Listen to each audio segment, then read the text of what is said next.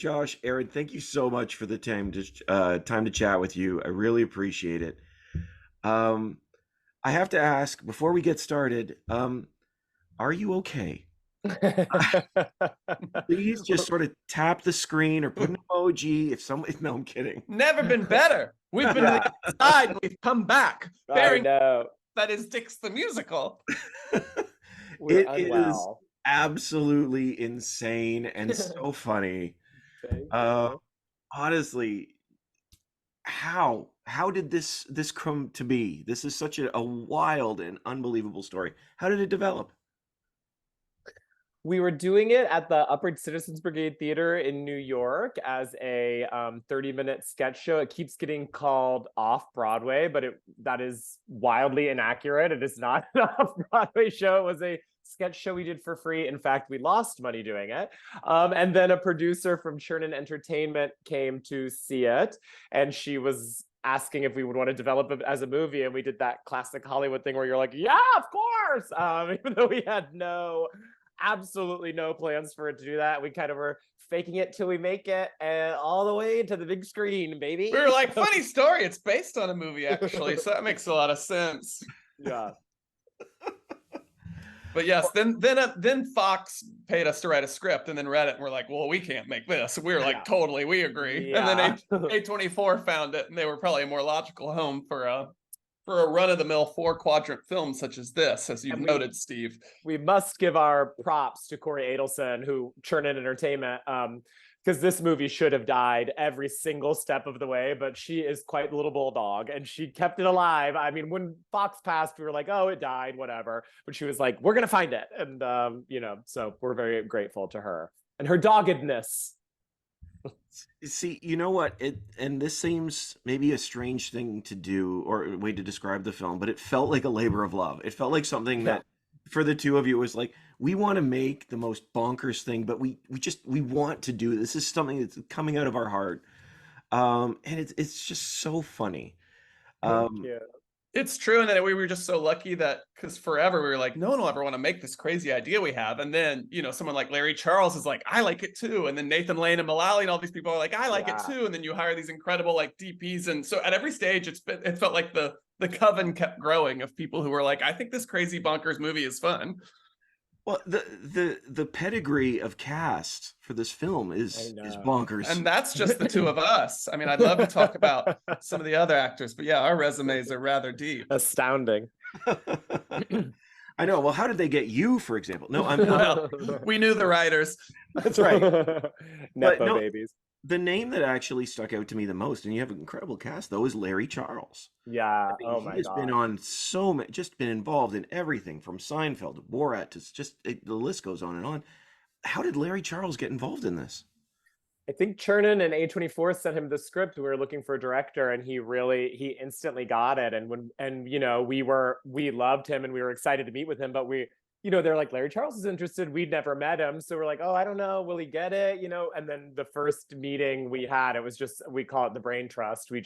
All three of us were very much a trinity of deviant, deviant trinity. So yeah, we really, without Larry, it wouldn't have gotten made and it wouldn't have been able to stay the same. It would have gotten watered down. He loved the old video of the stage show. And so really got knew that it needed to change to become a movie, but really got the DNA and style of it. And so he was fiercely protective of it. And at the same time, just wanted it to have as many jokes as possible and never hold back. He was like, it can't doubt itself ever. It should be pushing all the time.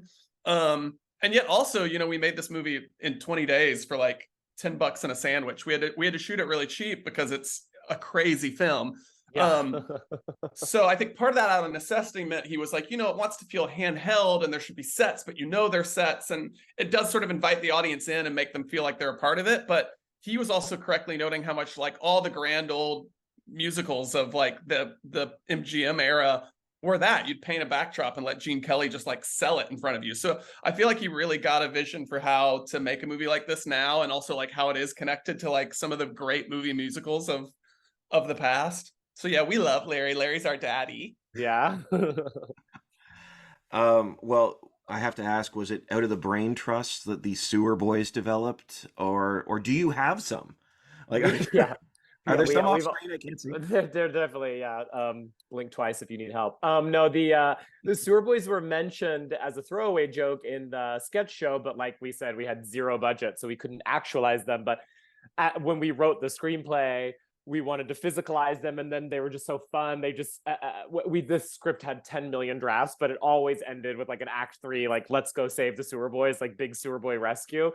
And Larry also instantly got that. He loves like the science fiction. I mean, his Seinfeld episodes are all like there's a pig man in the hospital. You know, he has a very odd brain, and he really responded to that. So often in the development process, people would be very confused and ask us about the sewer boys, and Larry instantly got them and defended them. And yeah, we love our little guys.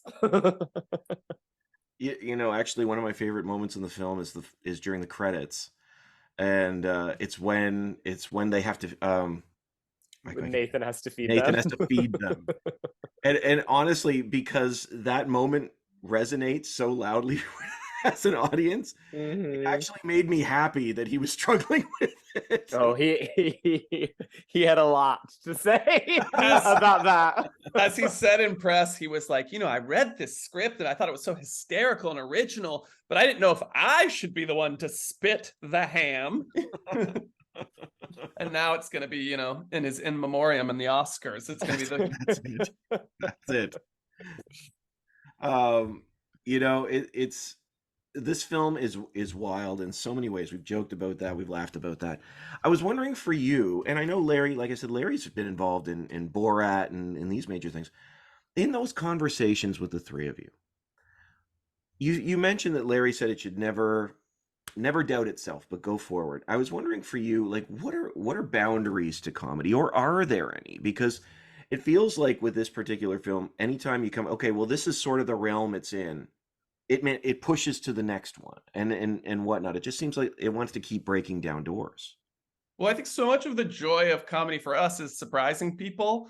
And obviously this film is like outrageous and offensive, but to us, it's also equally like absurd and silly and campy and queer and crazy. And it's trying to push in a bunch of directions. But I do think when you're dealing with things that are deemed offensive, for us, it's like it's never coming from a mean-spirited place. We like to do that from a place of like joy and absurdism. And then, also as queer people, you spend your whole life being told you're disgusting. And so sometimes it's fun to shine that the other place and either point out the absurdities of normal things or just sort of delight in the profane, but for, I think every person has their own guidelines for what they feel they should joke about and not. But for us, it was more about like, if you're coming from a place of sort of joy and celebration and silliness, that we felt like almost anything you could make a joke out of. And so it felt fun to try and like touch on as many types of things that make us laugh as we could.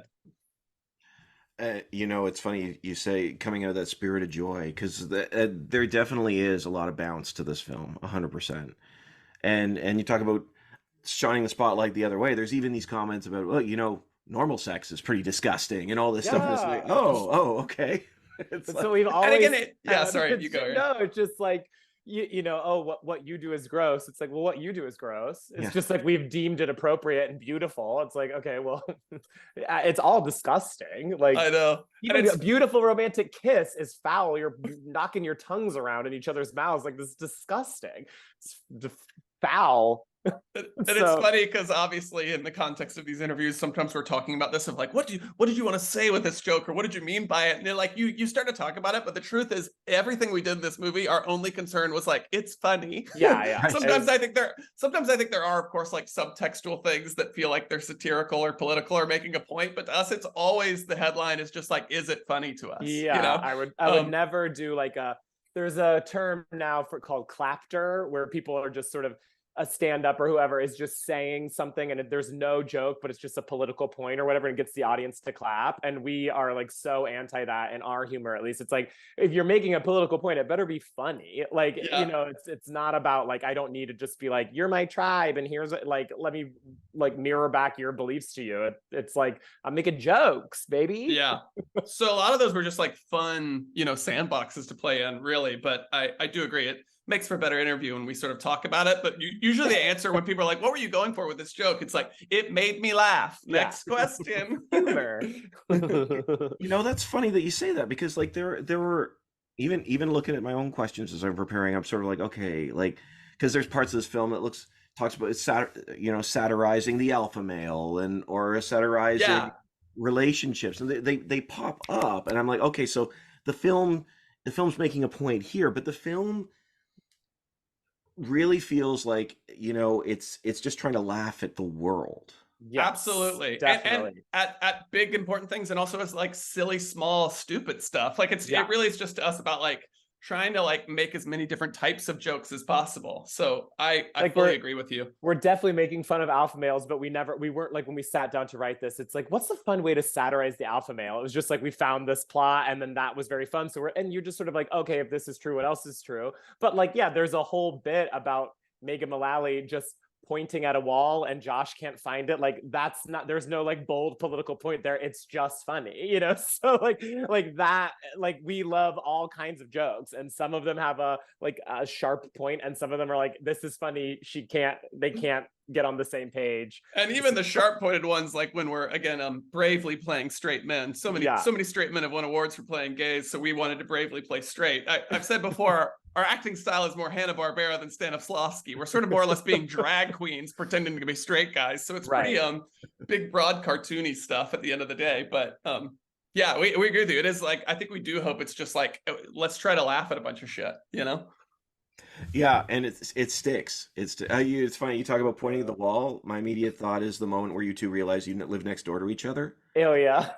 You're talking to one another, and I'm like, this is so gold. This is so gold. And that's a comment on urban development. Yeah, exactly. That's a comment on, and the rentier landlord gentry system. They don't own their apartments, and it says a lot about that. I can sense that. It's just finally an interviewer gets it. This is why we talk to Canada. They're not asking these questions in the States. No, we brought you to Open Midnight Madness for a reason, guys. Yeah. Oh my god. Oh my gosh. Fun. Just to say it again, because it's fun doing a Day of Canadian Press. That was like our favorite screening of all. It was so fun in Toronto, and y'all really can get rowdy. So it was a joy to show our little movie to you. Midnight Madness is its own thing at the TIFF. It was watching this film is perfect for it. Yeah, that would be the perfect vibe, 100%. Gentlemen, we're running out of time. I really appreciate the chance to chat with you. I mean, I already know how this final question. I think I already know the answer, but what do you hope people take away from DICKS the musical? Really, honestly, that you just like have a great time at the movies, like screaming at the screen and laughing together. We really do hope it's just like something that feels very theatrical and communal and like outrageous, and like you're all being like, I can't believe they made this film. Yeah, that's what we hope. Also, I love the movie posters you have behind you. I love all three of those movies. Thank you. Me too. Big fan. I didn't clock the one right behind you. Yeah, I appreciate that. Thanks so much. And I appreciate the time to chat with you guys. Thank you. Have a great day. Thank you. You too. I wish you the best. Thank you.